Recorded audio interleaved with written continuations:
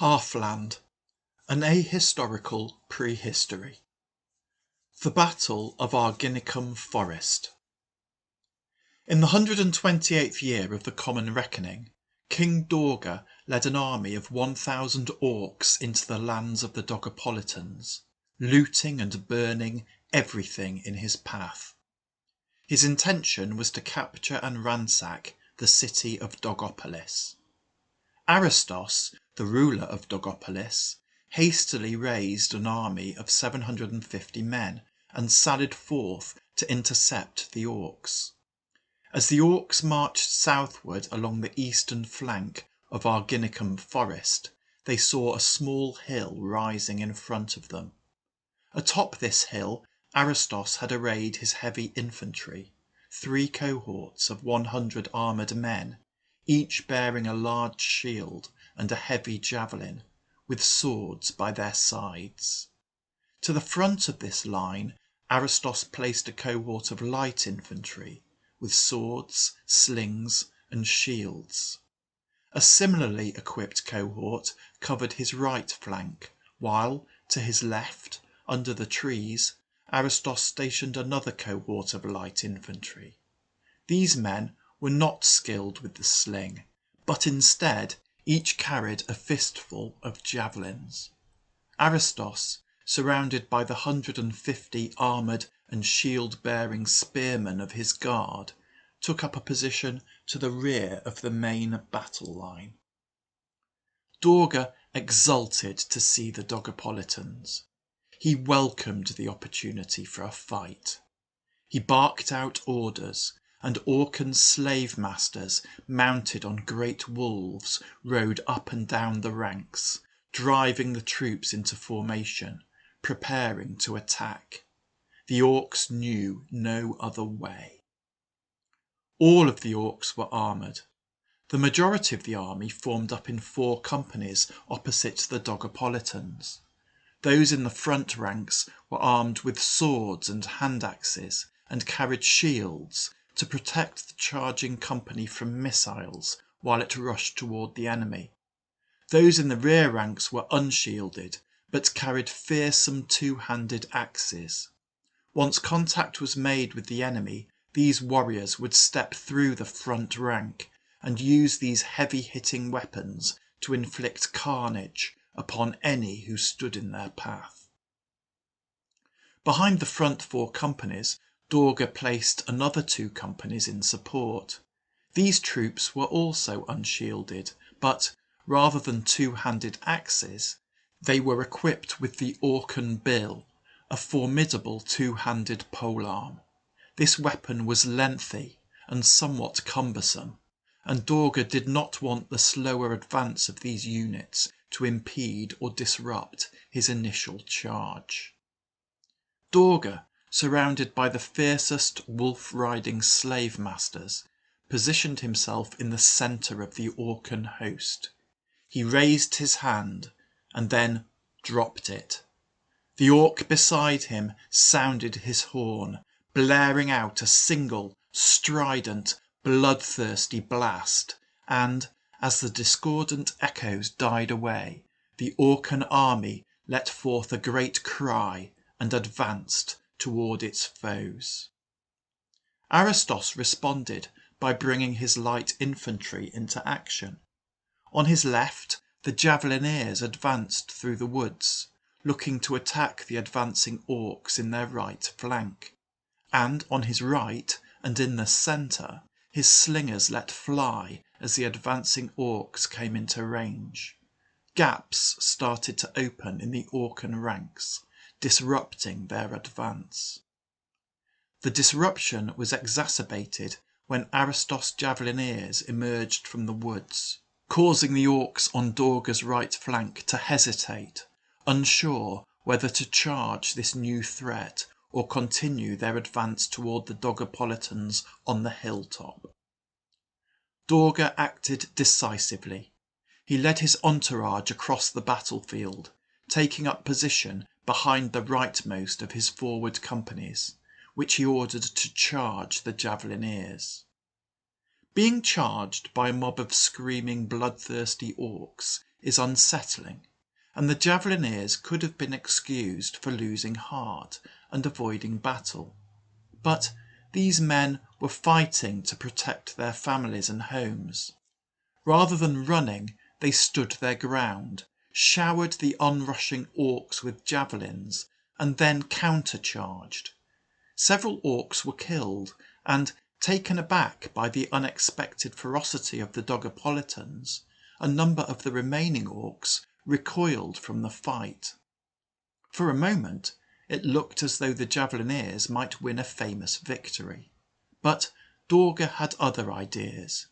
He cursed the withdrawing orcs as cowards, and led his wolf riders in a snarling onslaught upon the Dogopolitans. And now it was the turn of the Javelineers to recoil from the fight. The survivors turned and fled. But even with an orc mounted upon its back, a great wolf can outpace a man. Dorga pursued the fleeing Dogopolitans and mercilessly cut them down. Meanwhile, and elsewhere, an unrelenting hail of slingshot had continued to disrupt and delay the Orcan advance. But the leading company of orcs had now reached the forward Dogopolitan line. As the slingers crossed swords with these orcs, the slingshot ceased to fly, and the main body of the Orcan army had a chance to regroup and recommence its advance. A second company of orcs now arrived and crashed into the slingers on the right of the Dogopolitan line, who suffered heavy casualties. Wishing to avoid such a fate, the slingers in the centre of the Dogopolitan line fell back, behind the ranks of the Dogopolitan heavy infantry. Aristos ordered the heavy infantry on his right to go to the aid of the slingers on that flank. The Dogopolitans charged into the orcs, hurling heavy javelins as they came, and a brisk melee ensued. In the centre, the Dogopolitan heavy infantry advanced to the edge of the hilltop, facing off against and looking down upon the throngs of orcs gathering below. And on Aristos' left, Dorga and his wolf riders charged out of the trees. Dorga reined back the great wolf beneath him and surveyed the scene. He had outflanked the main Dogopolitan line, and now nothing stood between him and Aristos and his guard. Once more the orc riding at Dorga's side sounded his horn, and once more the Orcan host let forth a great cry and surged forward. In the centre, the orcs rushed up the hill and into the Dogopolitan line. The Dogopolitan line was thinned, but it held.